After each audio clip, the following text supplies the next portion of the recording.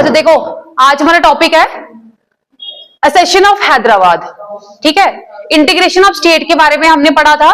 तो integration of states की जो सरदार वल्लभ भाई पटेल जिनको आयरन मैन ऑफ इंडिया बोला गया, तो उनका ही मेन रोल रहा कहां पे, इंटीग्रेशन ऑफ स्टेट्स में।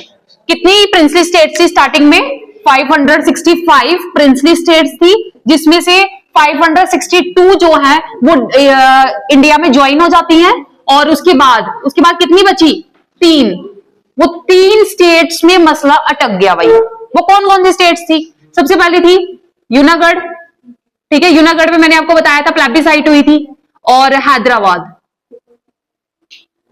हैदराबाद, और नेक्स्ट हो गई जम्मू एंड कश्मीर। ठीक है, तो हमने हैदराबाद के बारे में पढ़ना है कि हैदराबाद में कैसे हैदराबाद जो है इंडियन यूनियन में ज्वाइन हो गई। तो सबसे पहले अगर हम हैदराबाद की बात करें, तो हैदराबाद मतलब एक बहुत बड़ी लार्जेस्ट स्टेट थी।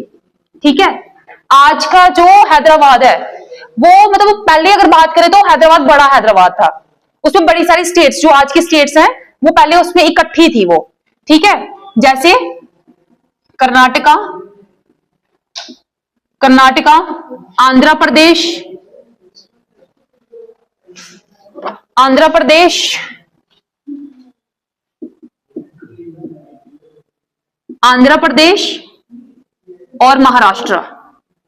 और महाराष्ट्र। ठीक है, ये सारे पहले क्या थे? एक थे, कर्नाटका, आंध्र प्रदेश और महाराष्ट्र। और बाद में हमें आंध्र प्रदेश से भी एक और स्टेट निकलती हुई दिखी 2019 में। यहीं से एमसीक्यू आ जाता है। 2019 में कौन सी स्टेट निकली? तेलंगाना। ठीक है, मल्टीपल आएगा आपको। ठीक है, कि 29th स्टेट कौन सी थी? तेलंगाना, इंडिया की 29th। अब लेटेस्ट कितनी स्टेट्स हैं? 28। एक माइनस होगी, जम्मू एंड कश्मीर, यूटी बन गई। ठीक है, तो पहले हैदराबाद कितना बड़ा था? कर्नाटका, आंध्र प्रदेश और महाराष्ट्र भी उसी में थे। बाद में ये सारी क्या हुई?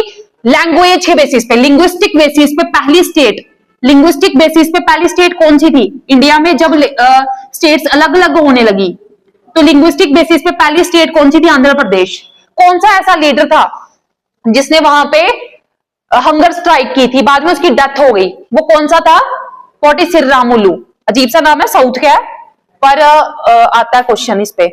ठीक है, अब देखो एक बड़ी स्टेट थी, ये सारी स्टेट्स उसी में थी।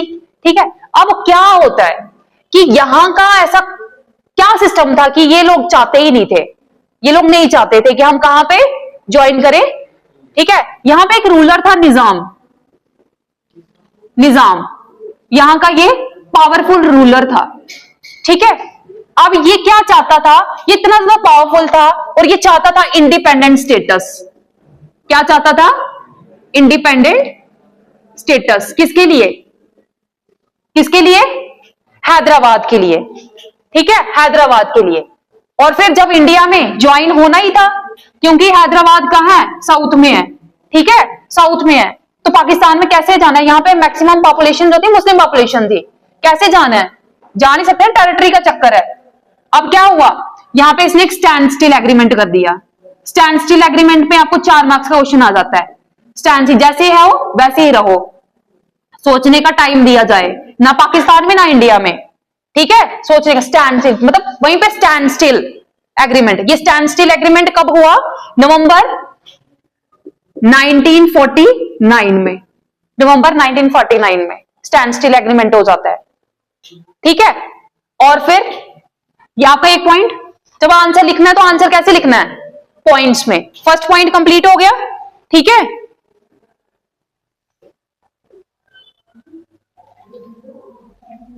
और जो ये निजाम था, ये कैसा रूलर था? ये एक ऑप्रेसिव रूलर था। ऑप्रेसिव रूलर्स मतलब एक डिक्टेटर था, एक लोगों को परेशान करता था। ठीक है, ऑप्रेसिव रूलर था।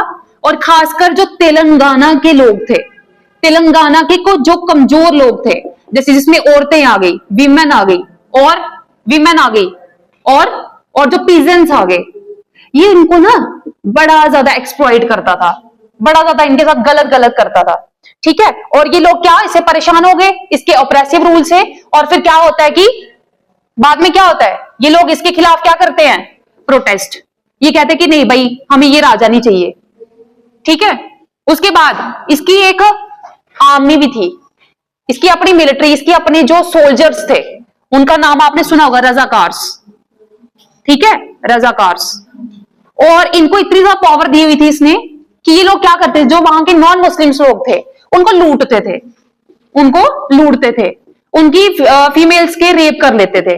ठीक है, और बड़ा ज्यादा एक्सप्लॉयटेशन करते थे ये सोसाइटी में जाके लोगों की। ठीक है, और फिर बाद में क्या होता है कि जब वो लोग बड़ा ज्यादा परेशान हो जाते हैं तो देन क्या होता है कि सितंबर मतलब एक साल के बाद 1948 में इंडिया की फोर्सेस वहां पे भेजी जाती हैं। याद रखना सितंबर 1948 की डेट को। ठीक है, सितंबर 1948 को इंडियन फोर्सेस को वहां भेजा जाता है और वो क्या करते हैं कि वो सारी सिचुएशन को टैकल करते हैं। और टैकल करने के बाद क्या होता है, ठीक है, टैकल करने के बाद जो फाइनली कौन था, निजाम, वहां का रूलर निजाम ने क्या किया, सरेंडर कर दिया। किसको सरेंडर किया, इंडिया को सरेंडर कर दिया। और हैदराबाद क्या बन गया बाद में, हैदराबाद बन गया पार्ट ऑफ इंडियन यूनियन, ठीक है, क्लियर।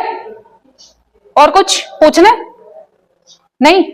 हाँ, एक चीज और यहां पे ये बतानी थी कि जब वो पूरा मूवमेंट चल रहा था, ठीक है, वहां पे एपिसेंटर क्या, कौन सी प्लेस थी? ठीक है, जहां पे पूरा एपिसेंटर होता है, जहां पे सभी लोग इकट्ठे होके वो मूवमेंट कर रहे हैं, वो हैदराबाद ही था। हैदराबाद क्या था उस टाइम पे, एपिसेंटर। ठीक है, और ये पूरा जो मूवमेंट चल रहा था इसके फोर फ्रंट में कौन कौन था? फोर फ्रंट में तो आगे आगे कौन उसको लीड कर रहा था? वो कर रही थी हैदराबाद कांग्रेस और कम्युनिस्ट पार्टी के बारे में मैंने पढ़ाया हुआ है आपको, ये अलग से क्वेश्चन आता है, शॉर्ट आंसर, कम्युनिस्ट पार्टी। ठीक है, कम्युनिस्ट पार्टी मैक्सिमम आप लोग देखोगे तो साउथ में ही डोमिनेट कर रही थी। ये केरला में तो हमें ज्यादा देखने को मिली। ठीक है, कम्युनिस्ट पार्टी। ठीक है, क्लियर।